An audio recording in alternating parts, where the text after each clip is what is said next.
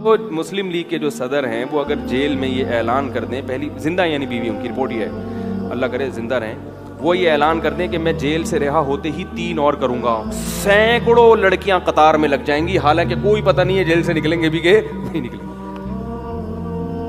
لڑکیاں کہیں گی ہمارا فائدہ اس میں، ایک آدمی کی بیوی بن جائیں، 15 16 سال کی لڑکیاں، اور والدین پیش کر دیں گے جو غریب لوگ ہیں خاص طور پہ، وہ بولیں گے یار ہمیں اور کیا چاہیے، محل ملے گا شاہی، رائے میں ہو سکتا ہے ایک بنگلہ ہمارے نام ہو جائے۔ پھر یہ لوگ غیر مسلم اعتراض کریں گے مسلمانوں میں بڈھے لوگ 15 سال کی لڑکیوں سے شادی کرتے ہیں، یہ ظلم ہے۔ بھائی ظلم ہے تو وہ لڑکی کیوں کر رہی ہے؟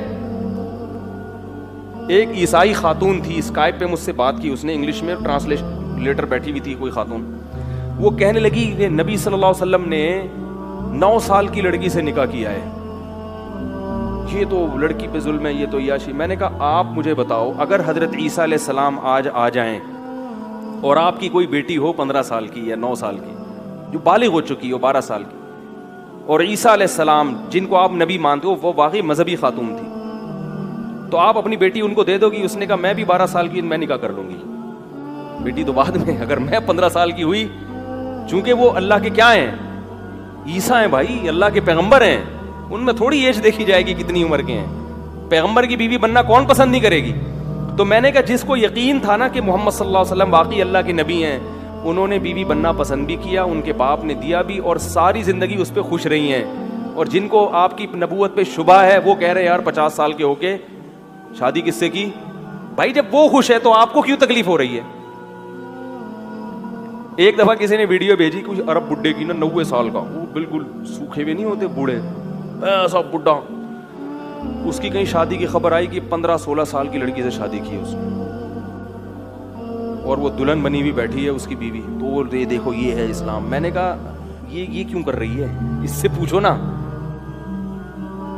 حالانکہ سعودی عرب میں تو لڑکیوں کو یہاں کی نسبت آسانی سے جوان لوگوں کے رشتے بھی مل جاتے، تو یہ انکار کر دیتی، ہم سے مشورہ لیتی، ہم کہتے بھائی جب جوان ہیں تو بوڑھے، ہم جیسے جب جوان موجود ہیں تو اس بوڑھے سے کیوں کر رہی ہو؟ ہم مشورہ دیتے، لیکن وہ ہمارے مشورے کو قبول وہ خود نہیں کر رہی، نہ اس کا باپ کر رہا ہے، اس لیے کہ اس بوڑھے سے شادی میں اس کو اتنے فائدے نظر آ رہے ہیں، وہ ارب پتی بوڑھا ہے، تیل کے کنووں کا مالک ہے، لڑکی بیچاری کہیں اورنگی ٹاؤن کی غریب لڑکی ہوگی، وہ سعودیہ کا اورنگی ٹاؤن، وہ کہہ رہی چھوڑو یار اتنا پیسہ مل رہا ہے۔ ممکن ہے کوئی خاتون کہیں یہ کیسا پیسہ، بھائی ہمیں تو نہیں چاہیے، تو آپ کو نہیں چاہیے تو آپ نہ کریں، کسی کو اسلام نے مجبور تھوڑی کیا ہے۔ اکثر خواتین کو واقعی پسند نہیں آتا اور آنا بھی نہیں چاہیے، کیوں کر رہے ہو بھائی بوڑھے سے؟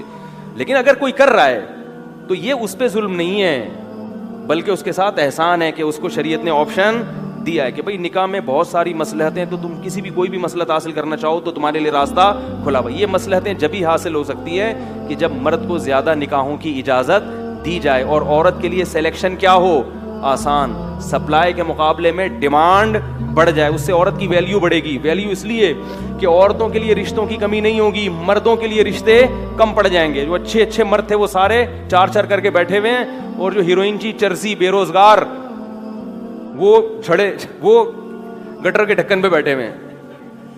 یہی ہوتا تھا پہلے۔ آپ اپنے باپ داداؤں سے جا کے پوچھو، جو رشتہ لینے آتے تھے جوتے گھسا کے بیٹی دیتے تھے ان کو، کبھی بھی تلاش نہیں کرتے تھے۔